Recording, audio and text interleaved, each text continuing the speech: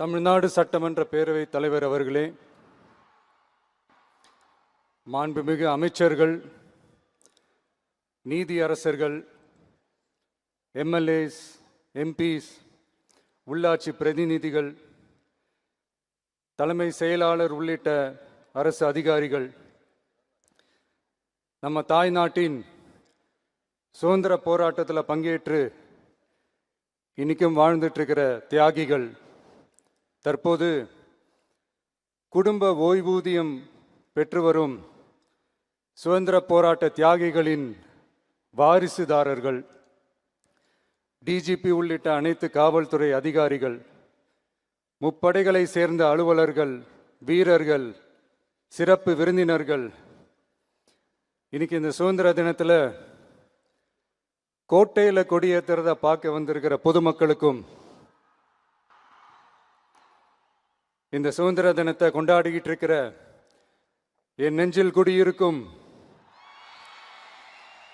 தமிழக மக்களுக்கும், மாணவ மாணவிகளுக்கும் அனைவருக்கும் என்னுடைய சுதந்திர தின நல்வாழ்த்துக்கள், என்னுடைய வணக்கத்தையும் தெரிவிச்சுக்கிறேன். தங்களுடைய உயிரை, உடமைய, வாழ்க்கைய எல்லாம் இழந்துட்டு நமக்காக சுதந்திரம் வாங்கி கொடுத்த நம்ம சுதந்திர போராட்ட தியாகிகள், அதில் பிரபலமானவர்கள் மற்றும் பேர் தெரியாதவங்க அப்படின்னு இருந்தாலும் அவங்க எல்லாருக்கும், ஏன் அவங்க ஒவ்வொருத்தருக்கும் தனிப்பட்ட முறையில் என்னுடைய வீர வணக்கங்கள்.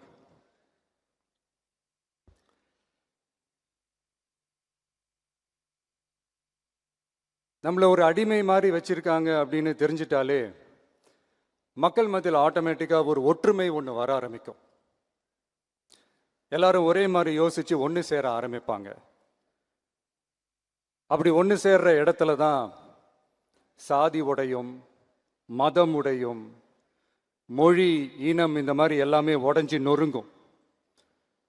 அப்படி உடஞ்சி நொறுங்குற இடத்துல தான் கிடைக்கிறது தான் உண்மையான சுதந்திரம்.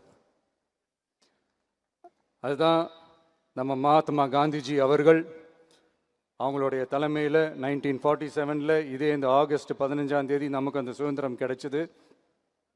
இன்னைக்கு நம்ம எல்லாரும் அந்த சுதந்திரத்தை கெட்டியாக பிடிச்சிக்கிட்டு படிப்படியாக டெவலப் ஆகி வந்துக்கிட்டே இருக்கிறோம். அந்த டெவலப்மெண்ட்ஸை அடுத்தடுத்த கட்டத்துக்கு கொண்டு போக வேண்டியது நம்ம எல்லாருடைய ஒரு கடமையும் கூட. இந்த நேரத்தில் நம்ம தமிழ்நாட்டை லஞ்சத்திலேருந்து, ஊழல்லேருந்து காப்பாற்றுறதும் ஒரு மிகப்பெரிய ஒரு விடுதலைக்கு சமமான ஒரு விஷயந்தான். அதை நோக்கி தான் நம்ம அரசும் செயல்பட்டுக்கிட்டு வந்துக்கிட்டு இருக்கு.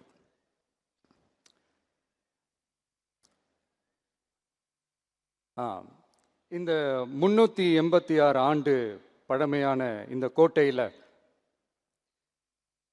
இங்கே மேலே ஏறி வந்து இந்த 80வது சுதந்திர தின நாளில் நம்ம நாட்டோட தேசிய கொடியை ஏற்றி வச்சு இன்னைக்கு இந்த விழாவில் என்ன பேசவும் வச்சிருக்கிறீங்க. அதுக்காக உலகம் முழுவதும் இருக்கிற என்னுடைய தமிழ் சொந்தங்களுக்கும், தமிழ்நாட்டு மக்களுக்கும், ஜென்சி இளம் சிங்கப்படை தோழர்களுக்கும் என்னுடைய மனமார்ந்த நன்றியை தெரிவிச்சுக்கிறேன். பிறப்புக்கும் எல்லா உயிருக்கும் அப்படின்ற ஒரு மிகப்பெரிய ஒரு கோட்பாட்டை அடிப்படையாக வச்சு தான் நம்ம தமிழ்நாட்டை லஞ்ச லாவண்யமற்ற, போதைப் பொருள் கலாச்சாரம் இல்லாத, பெண்கள் பாதுகாப்பு, சமூக நீதி அடிப்படையில்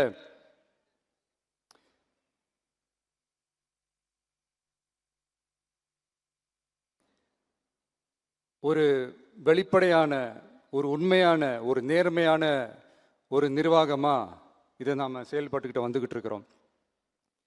பொது வாழ்வில் சமரசம் இருக்கவே கூடாது. மக்கள் நலன் தான் மிக மிக முக்கியமான ஒரு விஷயம். அந்த அடிப்படையில் தான் தமிழக வெற்றி கழக அரசு செயல்பட்டுக்கிட்டு வந்துக்கிட்டு இருக்கோம். அதே அடிப்படையில் தான் மக்கள் நலன் சார்ந்த திட்டங்கள்லையும் நம்ம சென்ட்ரல் கவர்மெண்ட்டோட நிர்வாக ரீதியாக ஒத்துழைப்போட இருக்கிறோம். But at the same time நம்ம தமிழ்நாடு கொள்கைகள்னு வந்துட்டா மாநில உரிமைகளுக்கு எதிரான முடிவுகள்லையும் சரி, தமிழ்நாட்டுக்கு எதிரான கொள்கை முடிவுகள்லையும் சரி, நம்ம டிவிகே அரசு எப்பவுமே எதிர்க்கும். அதில் எந்த மாற்று கருத்துமே கிடையாது. அதே மாதிரி இதுக்கு முன்னாடி நிறையா திட்டங்கள்லாம் கொண்டு வந்திருக்காங்க. அதில் எதெல்லாம் மக்களுக்கு யூஸ்ஃபுல்லாக இருக்கிற மாதிரி திட்டங்கள் இருக்கோ அதெல்லாம் கண்டினியூ பண்ணிக்கிட்டு தான் இருக்கிறோம். ஃபார் எக்ஸாம்பிள், ஜெயலலிதா மேடம் கொண்டு வந்த அம்மா உணவகம் திட்டம், அது இன்னும் மெருகேற்றி கண்டினியூ பண்ணிக்கிட்டு தான் இருக்கிறோம். அது மாதிரி காலை உணவு திட்டம், அதையும் இன்னும் விரிவுபடுத்தி 6th ஸ்டாண்டர்ட்லேருந்து 8th ஸ்டாண்டர்ட் வரைக்கும் அதையும் விரிவுபடுத்தி வர செப்டம்பர் 17ஆம் தேதி பெரியார் அவர்களுடைய பிறந்த நாள் அன்னைக்கு அதை தொடங்க இருக்கிறோம்.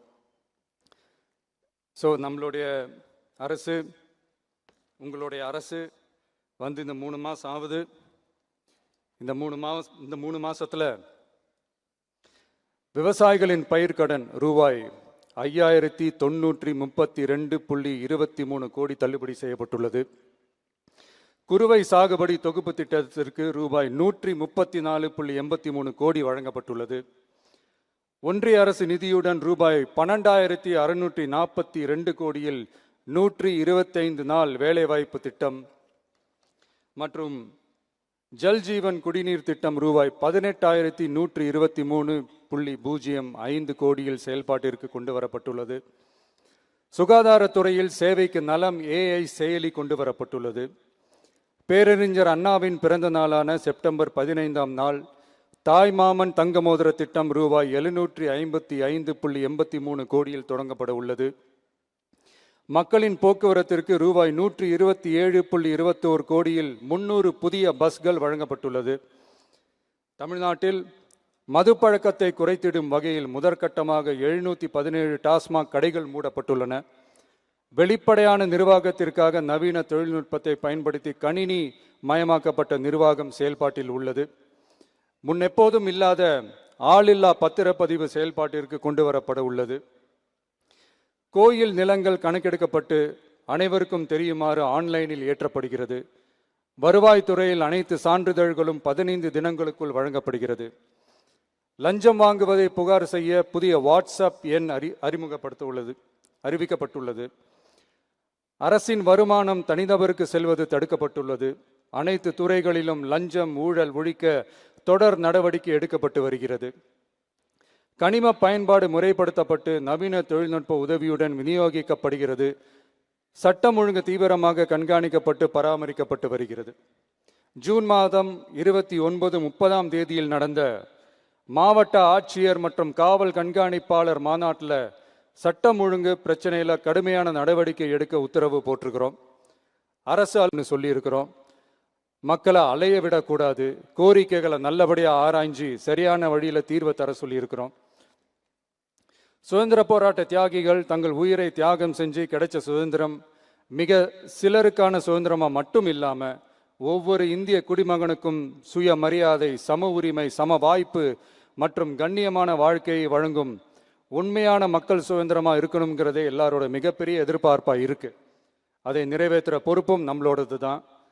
தமிழ்நாட்டு மக்களோட இணைஞ்சு தமிழகத்தை இந்தியாவின் முன்மாதிரி மாநிலமாகவும் உலக அளவில் வளர்ந்த நாடுகளுக்கு இணையா தமிழ்நாட்டு பொருளாதாரத்தை 2036 ஆண்டுக்குள் $1.5 trillion உயர்த்திட நாம உறுதியேற்போம். மக்களே, எல்லாரும் ஓட்டு போட்டுட்டோம். உங்க அண்ணனை, உங்க தம்பிய, உங்க பிள்ளைய எல்லாரும் ஜெயிக்க வச்சு முதலமைச்சரா ஆக்கிட்டோம். அதனால நம்ம கடமையெல்லாம் முடிஞ்சிருச்சுன்னு சொல்லி யாரும் ஒதுங்கி போயிடாதீங்க. இனிமே தான் நீங்க நம்மளோடவே கூடவே இருக்கணும். உறுதியா நம்ம அரசோடவே கூட இருக்கணும். அப்பதான் உங்களுக்காக இருக்கிற எல்லா நல்ல திட்டங்களையும் என்னால் செயல்படுத்த முடியும். 8 கோடி பேரோட அந்த பிரதிநிதி தான் முதலமைச்சர் பதவின்னு சொல்லுவாங்க. அதனால தான் சொல்றேன், மக்கள் தான் ஆட்சியாளர்கள். இங்க நான் எல்லாருமே, அங்க இருக்கிறவங்க எல்லாருமே மக்களோட சர்வன்ட்ஸ். அப்படிதான் நான் அதை பார்க்குறேன். ஸோ வாங்க எல்லாருமா சேர்ந்து நம்ம கடமையை சேர்ந்து செய்வோம்.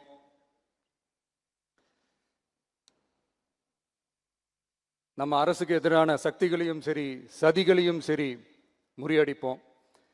நீங்க எல்லாரும் நம்மளோட இருக்கும்போது எனக்கு வேற என்னங்க கவலை? நல்லதை மட்டுமே நோக்கி நகருவோம். அப்படி நல்லதை மட்டுமே நோக்கி நகரும் உங்க அரசு உங்களுடைய எதிர்பார்ப்புகளையும் உங்களுடைய கருத்துக்களையும் மனசுல வச்சுக்கிட்டு தான் நல்ல சிறிய புதிய அறிவிப்புகளை அறிவிக்க இருக்கிறோம். அதில் ஒரு சிலதை மட்டும் இங்கே நான் வந்து படிக்கிறேன். ஒன்று, தாய்நாட்டிற்காக தன்னலமற்ற தியாகம் செய்து நமது நாட்டின் பாதுகாப்பிற்காக அரும்பாடுபட்ட முன்னாள் படை வீரர்களின் நலன் கருதி அவர்களது 2 மகள்களுக்கும் வழங்கப்படும் திருமண நிதி உதவி 25,000 ரூபாயிலிருந்து 50,000 ரூபாயாக உயர்த்தி வழங்கப்படும். 2, மாற்றுத்திறன் கொண்ட முன்னாள் படை வீரர் மற்றும் அவர்களை சார்ந்தோர்களுக்கு வழங்கப்பட்டு வந்த மாதாந்திர நிதியுதவி 5,000 ரூபாயிலிருந்து 7,000 ரூபாயாக உயர்த்தி வழங்கப்படும். 3, மாநில அரசால் விடுதலை போராட்ட வீரர்களுக்கு வழங்கப்பட்டு வரும் மாதாந்திர ஓய்வூதியம் 23,000 ரூபாயாக உயர்த்தி வழங்கப்படும். 4, மாநில அரசால் விடுதலை போராட்ட தியாகிகளின் குடும்பங்களுக்கு வழங்கப்பட்டு வரும் மாதாந்திர குடும்ப ஓய்வூதியம் 12,500 ரூபாயாக உயர்த்தி வழங்கப்படும். 5, வீரபாண்டிய கட்டபொம்மன், முத்துராமலிங்க, விஜய ரகுநாத சேதுபதி, மருது சகோதரர்கள் மற்றும் வாவு சிதம்பரனார் ஆகியோரின் வழித்தோன்றல்களுக்கு வழங்கப்பட்டு வரும் மாதாந்திர சிறப்பு ஓய்வூதியம் 11,500 ரூபாயாக உயர்த்தி வழங்கப்படும். இவற்றிற்கான அரசாணைகள் அரசால் வெளியிடப்பட்டுள்ளது. I once again extend my respectful greetings and salute the people of Tamil Nadu who has broken the caste and religious considerations, rejecting money and muscle power, and gave us an overwhelming support to establish people-centric and social justice government. We are on a mission mode to achieve corruption-free government. We want our people to develop zero tolerance towards corruption. And we appeal to the officials and the people of Tamil Nadu to make our state corruption-free. இன்னைக்கு இந்த விழாவில் பரிசு வாங்க போகிற, பாராட்டுகளை வாங்க போகிற, விருதுகளை வாங்க போகிற அனைவருக்கும் என்னுடைய வாழ்த்துக்களை தெரிவிச்சுக்கிறேன். இந்த விழாவை ரொம்ப அழகாக ஏற்பாடு செஞ்ச பொதுத்துறை செயலாளர் அவர்களோடு சேர்ந்து அலுவலர்களுக்கும், காலையிலேயே இந்த ப்ராக்டிஸ் பண்ணி சிறப்பான பரேட் நடத்திய காவல்துறை நண்பர்களுக்கும், இந்த விழாவை ரொம்ப பாதுகாப்பாக நடத்திய காவல்துறை அதிகாரிகளுக்கும், ஊடகத்துறை நண்பர்களுக்கும், சமூக ஊடகத்துறை நண்பர்களுக்கும் என்னுடைய மனமார்ந்த நன்றியை தெரிவிச்சுக்கிறேன். கான்ஃபிடென்ட்டாக இருங்க, நல்லதே நடக்கும், வெற்றி நிச்சயம். மீண்டும் சந்திக்கும் வரை நன்றி, வணக்கம்.